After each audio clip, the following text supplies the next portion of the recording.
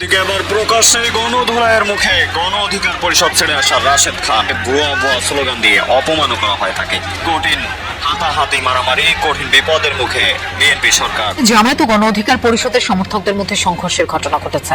এই ঘটনায় সাবেক গণ অধিকার পরিষদের সাধারণ সম্পাদক রাশেদকে গ্রেফতার করেছে পুলিশ। সকালে তাদের আদালতে পাঠানো হয়েছে। খেলা কিন্তু ভয়ানক লেভেলের খেলা চলতেছে, যা এই সময় শুরু হয়েছে। দর্শক, আজকে রাশেদ খানকে ভয়ানকভাবে অপমান করা হয়েছে, পাশাপাশি জুলাই এবং জামায়াত এনসিপিকে নিয়ে কটাক্ষ করায় তাকে ভুয়া ভুয়া স্লোগান দিয়ে গণধোলাই দিয়ে স্টেটের পরে ভয়ানক একটা অবস্থা ঘটিয়ে দিয়েছে সাধারণ জুলাই যোদ্ধাদের ফ্যামিলিরা।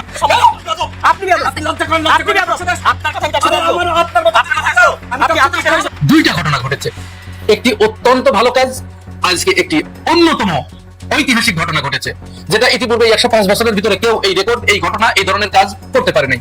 সেটি হচ্ছে তারেক রহমান যদি ভারত যান, সাথে সাথে পররাষ্ট্রমন্ত্রী ডক্টর খলিলুর রহমান পদত্যাগ করবেন তার মন্ত্রিত্ব থেকে। এখন খলিলুর রহমান পদত্যাগ করলে বিএনপির সমস্যা কি? হ্যাঁ, সমস্যা এখানে আছে। আজকের পর থেকে কোনো আওয়ামী লীগ গড় থেকে বের হতে পারবে না। এই বাংলার জমিনে আর কোনোদিন জয় বাংলার আওয়াজ উঠবে না। এই বাংলার জমিনে আর কোনোদিন মুজিববাদের স্লোগান হবে না। এই বাংলাদেশে আর কোনোদিন আওয়ামী লীগের জয় হাসিনা হবে না। গুরুত্বপূর্ণ তথ্য আপনাদের সাথে শেয়ার করছি। তারেক রহমান যদি ভারত যান, সাথে সাথে পররাষ্ট্রমন্ত্রী ডক্টর খলিলুর রহমান পদত্যাগ করবেন তার মন্ত্রিত্ব থেকে। এই ধরনের একটি বড় বিতর্ক হয়ে গিয়েছে ইতিমধ্যে তারেক রহমানের সাথে।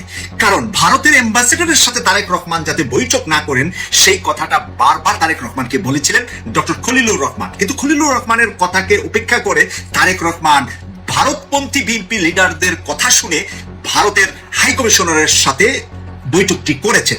এর পরপরই কিন্তু সেই হাই কমিশনার দিল্লি গিয়ে নরেন্দ্র মোদীর সাথে বৈঠক করেছেন। বৈঠক করে অনেকটা পাকাপুক্ত করে ফেলেছিলেন এ মাসেই তারেক রহমান যাচ্ছে দিল্লিতে। কিন্তু ডক্টর খলিলুর রহমান এর মাঝখানে নিচ থেকে পররাষ্ট্র মন্ত্রণালয় থেকে বিবৃতি দিয়েছেন যে তারেক রহমান ভারত সফর এই মুহূর্তে করবেন না। এরপরে বাকবিতণ্ডটা আরো শক্ত হয়ে গিয়েছে।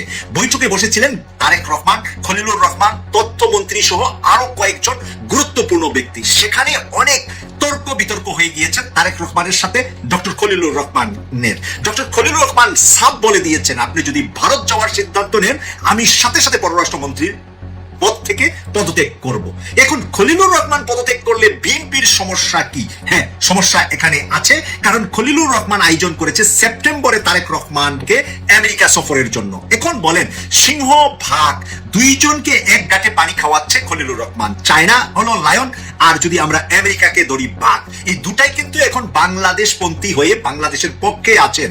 আর এরই মাঝে যদি আপনি বানর টেনে আনেন ভারত থেকে, সিংহ আর সেই টাইগার কিন্তু মানে বেজার হবে, রাগ হবে, গুসা হবে। এখানে বানরের স্থান কেন? ভারত হলো চায়না এবং আমেরিকার কাছে একটা বানরের মতন দেশ। সেই দেশটাকে টেনে আনতে চাচ্ছেন না ভারত, চাচ্ছেন না চায়না, চাচ্ছেন না ভারতকে টেনে আনতে চায়না এবং আমেরিকা। এখন সেই জায়গায় তারেক রহমান সিদ্ধান্ত নিতে যদি ভুল করে ফেলে, তখন বড় লেচে উপরে আটকে যাবে বিএনপির সরকার। কিন্তু ইতিমধ্যেই আমরা দেখলাম আবার সরকারের পক্ষ থেকেও 4টি শর্ত ভারতকে দেওয়া হয়েছে, যেই 4 শর্ত না মানলে ভারত যাবেন না তারেক রহমান। তার মানে তারেক রহমানের ভারত যাওয়ার জন্য যে প্ল্যান, যে চেষ্টা করেছিলেন বিএনপি মধ্যে ভারতপন্থীরা, এবং ভারত থেকে বিএনপির ভিতরে ভারতপন্থীদেরকে যেভাবে চেষ্টা করেছিলেন, সেই চেষ্টা পুরাটাই ব্যর্থ করে দিয়েছেন ডক্টর খলিলুর রহমান। শোনা গিয়েছে যে এখানে ডক্টর খলিলুর রহমানের সাথে বিএনপির ভিতরে একটা বড় অংশ ডক্টর মোহাম্মদ ইউনূসকে পছন্দ করেন, এবং তারা ডক্টর মোহাম্মদ ইউনূস এবং খলিলুর রহমানের কথাই তারাও খলিলুর রহমানের সাথে একমত পোষণ করেছেন তারেক রহমান যেন ভারত এই মুহূর্তে সফর না করে, যতক্ষণ পর্যন্ত বাংলাদেশের দাবিগুলা ভারত না মানবে। প্রিয় দর্শক, এই সংবাদটা খুবই ইম্পর্টেন্ট জায়গা থেকে আমি পেয়েছি, এবং এই কারণে ভারত সফরে আপাতত যাচ্ছেন না তারেক রহমান। এই বিষয়টা আমরা ইতিমধ্যে কনফার্ম হয়েছি। এর পরেও খলিলুর রহমান আলটিমেটাম দিয়ে রেখেছেন, যদি উনি ভারত সফরে যান তাহলে খলিলুর রহমান পদত্যাগ করবে, এবং সেপ্টেম্বরে আমেরিকাতে গিয়ে তারেক রহমান সেই পজিশনটা, সেই মর্যাদাটাও পাবেন না। কারণ আমেরিকা বাংলাদেশকে ডক্টর খলিলুর রহমান আর ডক্টর ইউনূস ছাড়া অন্য কোনো চোখে দেখেন না। তারা দেখেন এই দুইজন মানুষ আমেরিকাকে কি তথ্য দিচ্ছে, কি পরামর্শ দিচ্ছে, সেই অনুপাতেই বাংলাদেশকে আমেরিকা দেখবে। তাই রাজনীতিতে সফল থাকতে হলে আমেরিকাকে হাতে রাখতে হবে, অর্থনীতিতে সফল থাকতে হলে চাইনাকে হাতে রাখতে হবে। আর এই দুইটা কাজ পেরেছেন ডক্টর খলিলুর রহমান। আর সেই কারণে খলিলুর রহমানের কথাই বাধ্য হয়েছেন তারেক রহমান আপাতত ভারত সফরে যাচ্ছেন না। আমাকে যারা রাজাকার বলে এরা পিতৃত্বের উপায়হীন অবৈধ সন্তান। 24 ঘন্টা সময় দিলাম, যদি গ্রেপ্তার করে আইনের আওতায় আনা না হয় আমরা ডিসি অফিস ঘেরাও করব। বাংলাদেশ জামাত ইসলামী, ইসলামী ছাত্র শিবির, তাওহীদি জনতা এই কুষ্টিয়াতে যতদিন আছে কোন সন্ত্রাসী কর্মকাণ্ড আমরা চলতে দেব না ইনশাআল্লাহ। বাংলাদেশের এই সন্ত্রাসী দল এটা এখন আর গণ অধিকার পরিষদ নেই, এটা গণধিকৃত পরিষদে পরিণত হয়ে গেছে। বাংলাদেশের এই সন্ত্রাসী দল এটা এখন আর গণ অধিকার পরিষদ নেই, এটা গণধিকৃত পরিষদে পরিণত হয়ে গেছে। আমি আপনাদের ভোটে নির্বাচিত রানী একজন জনপ্রতিনিধি, আমার সামনে পুলিশের গাড়ি, পেছনে পুলিশের গাড়ি, এরপরও যদি তারা আমার গাড়িতে হামলা করার, আমাকে মেরে ফেলার উদ্দেশ্যে হামলা করার সাহস পায়, আমি বলবো এদেরকে সন্ত্রাসী বলতে আর কোনো বাধা নেই। সুতরাং কোন সন্ত্রাসীর জায়গা আমার এই কুষ্টিয়াতে হবে না। আমরা যতদিন আছি, বাংলাদেশ জামাত ইসলামী, ইসলামী ছাত্র শিবির, তাওহীদি জনতা এই কুষ্টিয়াতে যতদিন আছে কোন সন্ত্রাসী কর্মকাণ্ড আমরা চলতে দেব না ইনশাআল্লাহ। প্রশাসনকে আমরা আহ্বান জানাই, কোন দলের নজর ভিত্তি করা যাবে না, সে ফেল হোক। আপনারা সরকারি লোক, সরকারের দায়িত্ব পালন করবেন। এই কুষ্টিয়ার ডিসি, এসপি, ওসি, টিওনো যারা সরকারি ভাবে দায়িত্বে আছেন, জনগণের জন্য যদি কাজ করেন এই কুষ্টিয়াতে থাকবেন, জনগণের জন্য কাজ না করলে আপনাদেরকে আমরা বিদায় দিতে বাধ্য হব। আজ ঢাকা বিশ্ববিদ্যালয়ে উল্লেখ করার মতো এবং আলোচনা করার মতো দুইটা ঘটনা ঘটেছে।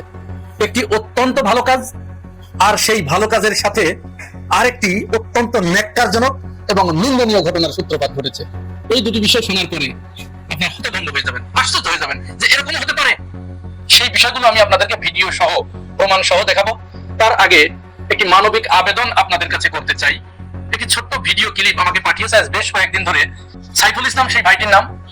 তার ঠিকানা হিসেবে আমার কাছে পাঠানো হয়েছে গাইবান্ধা জেলার সুন্দরগঞ্জ থানার বামনডাঙ্গা ইউনিয়নের কাঠগড়াহাট গ্রামের।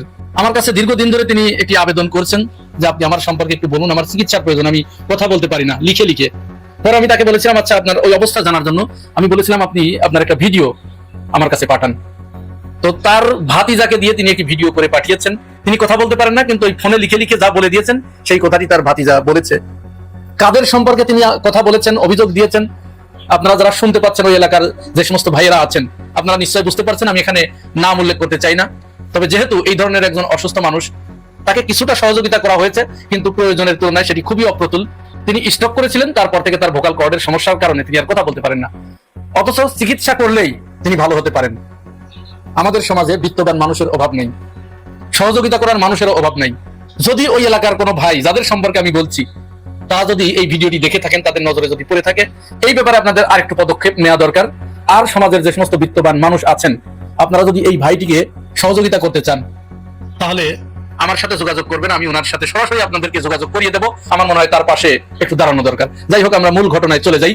আপনারা জানেন ঢাকা বিশ্ববিদ্যালয়ে 105 বছরের ইতিহাসে আজকে একটি অন্যতম ঐতিহাসিক ঘটনা ঘটেছে, যেটা ইতিপূর্বে 105 বছরের ভিতরে কেউ এই রেকর্ড, এই ঘটনা, এই ধরনের কাজ করতে পারে নাই।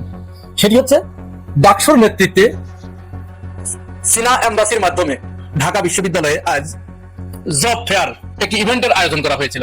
সেখানে বাংলাদেশে কর্মরত চায়নার যে সমস্ত কোম্পানিগুলো আছে, এই কোম্পানিগুলো 430 জন বাংলাদেশি স্টুডেন্টদের বা চাকরি প্রার্থীদের সরাসরি চাকরি দিয়েছে। তারা সিবি নিয়ে সেখানে হাজির হয়েছে, সামনাসামনি ওখানে বসেই তাদের ভাইবা নিয়ে তাদেরকে ওইখান থেকেই জয়েনিং লেটার দিয়ে দেওয়া হয়েছে। এই কাজটি করেছে ইসলামী ছাত্র শিবিরের নেতৃত্বে যে ডাকসু গঠিত হয়েছে 2025 সালে, সেই ডাকসুর নেতৃবৃন্দ। মজার ব্যাপার হচ্ছে, এই যে চাকরি প্রার্থী যারা, এই চাকরি প্রার্থীর ভিতরে ডাকসুর যে 28 জন প্রতিনিধি আছে, এরা কেউ নাই, এদের কোনো আত্মীয় নাই।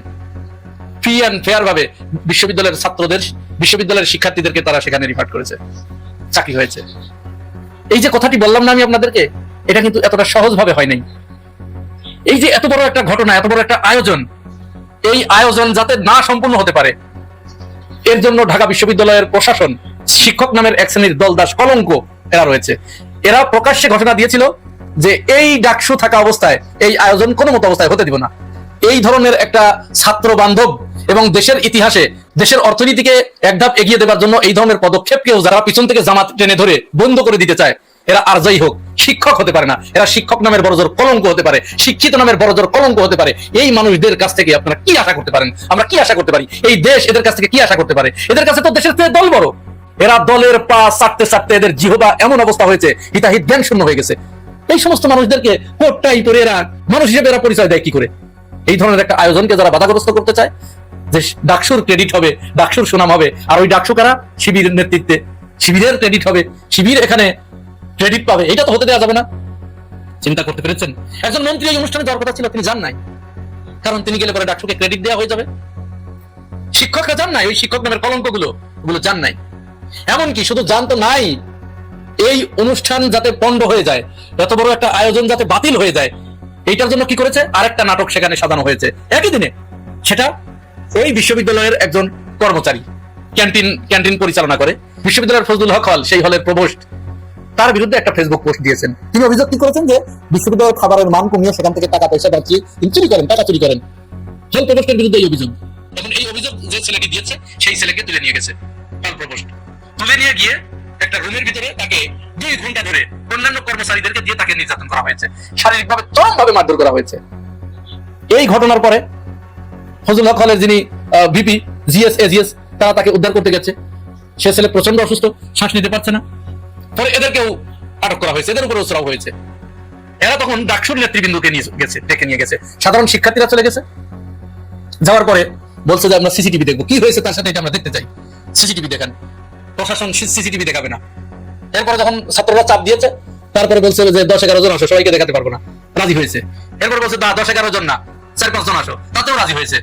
এরপরে বলছে না 4-5 জন না, 2 জন আসো, শুধু ডাকসুর ভিপি এবং ভিকটিম এই 2 জনকে দেখাবো। এরপরেও রাজি হয়েছে। তারপরে এই 2 জনকে নিয়ে গিয়ে সিসিটিভি ফুটেজ দেখায় নাই। যখন দেখায় নাই, এরকম গড়িমসি করা হয়েছে, তাদেরকে 7-8 ঘন্টা দাঁড় করিয়ে রাখা হয়েছে। তখন এরা বাইরে খবর দিয়ে এদের ঘেরাও করেছে যে সিসিটিভি ফুটেজ না দেওয়া পর্যন্ত তোমরা এখান থেকে বের হতে পারবে না। এবার ওই প্রভোস্ট ছাত্র দলকে ডেকে এনে ছাত্রদের উপরে হামলা করিয়েছে। ছাত্রদল একযোগে ওই সমস্ত ছাত্রদের উপর হামলা করে প্রভোস্টকে ওখান থেকে বের করে নিয়ে গেছে। এরা শিক্ষক। এবং এই যে ঘটনা, এই যে আমি যে ঘটনাগুলো বললাম, এই ঘটনা, এই নাটকটা সাজানো হয়েছে এই অনুষ্ঠানটা পণ্ড করার জন্য। কি চিন্তা চেতনার অধিকারী তারা, চিন্তা করুন। যাই হোক, অবশেষে তারা করতে পারে নাই, পণ্ড করতে পারে নাই। অনুষ্ঠানটা হয়েছে, খুব ভালোভাবেই হয়েছে। সেখানে চাকরি প্রার্থী যারা ছিল তাদেরকে সাক্ষাৎকার নিয়ে চাকরির কনফার্মেশন দিয়েছে 430 জনকে। ঢাকা বিশ্ববিদ্যালয়ের 105 বছরের ইতিহাসে এই ঘটনা অত্যন্ত বিরল। ভবিষ্যতে আর কেউ এই কাজ করতে পারবে বলে মনে হচ্ছে না, কারণ ইতিমধ্যে তো আমি আপনাদেরকে জানিয়েছি, এবং প্রশাসন ডাকসু আর অনুষ্ঠিত হবে কিনা সেই ব্যাপারেও যথেষ্ট সন্দেহ রয়েছে। কারণ এই প্রশাসন ডাকসু আর অনুষ্ঠিত করতে, ডাকসু আর দিতে চাচ্ছে না, ডাকসুর ইলেকশন দিতে চাচ্ছে না। তারা ডাকসুর ইলেকশন দেবে না, কারণ ডাকসুর ইলেকশন দিলে ছাত্র শিবির যে কাজগুলো করেছে, এটা তো এই কাজ আর কেউ করতে পারবে না। একেবারে ছাত্রীরা আর কাকে ভোট দেবে এখানে? ছাত্রদলকে?